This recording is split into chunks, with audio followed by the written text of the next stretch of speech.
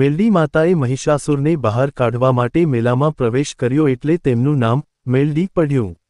મેલડી માતાનો રંગ તાવડી જેવો કાળો, હોઠ પ્રમાણમાં જાડા, કસાયેલું શરીર, જીભ વેંતલા મુખની, બહાર દાંતપંક્તિ પણ લોહીથી રંગાયેલ, જીભ પરથી લોહીના પડતા ટીપા, એક હાથમાં ખડક અને બીજા હાથમાં ખપ્પર, માના શરીર પર માનવચર્મનું આચ્છાદન છે.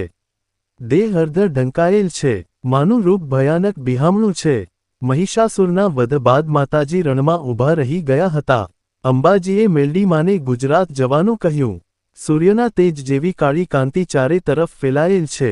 માનું રૂપ ભયાનક બિહામણું છે. તેમનું વાહન કાળો બોકડો હોય. બોકડા પર માતાજી આરૂઢ થયેલા છે.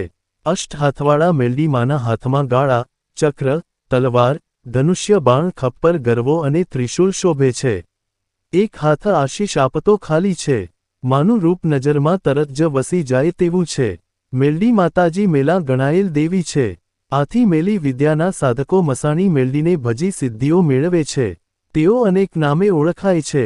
ખેતરના શેડે ક્ષેત્રપાળ તરીકે પણ માનું સ્થાપન અનેક જગાએ થયેલું છે. ભાવનગર જિલ્લાના ઘોઘા તાલુકાના ગામ કોળિયાકમાં જ્યાં નકલંક મહાદેવનો મોટો મેળો ભરાય છે, એ ગામમાં વાળંદનું ખેતર છે.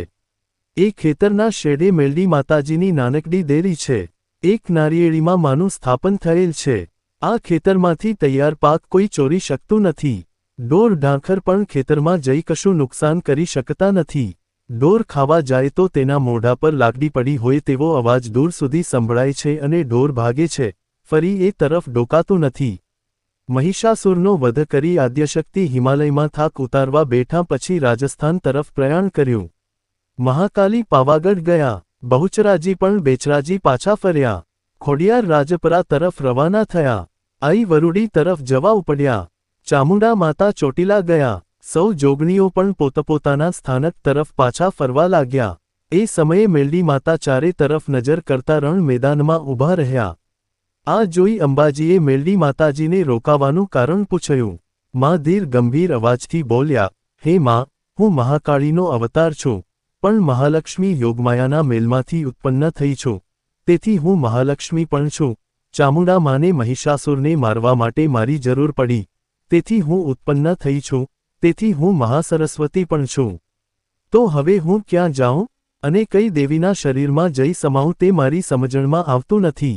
આ સાંભળી ભવાની આદ્યશક્તિ આરાસુરવાળા શ્રી અંબાજી બોલ્યા કે, હે મેલડી, તારે કોઈનામાં સમાવવાની જરૂર નથી. પૃથ્વીલોક પર ભક્તોનો ઉદ્ધાર કરવા મેલડીમાં તમે ગુજરાત જાઓ. આમ કહી અંબાજીએ પોતાના આયુધ, શક્તિ તથા સામર્થ્યને માં મેલડીને અર્પણ કરી ગુજરાત મોકલ્યા. આમ માનું ગુજરાત કચ્છ કાઠિયાવાડમાં પ્રથમ આગમન થયું.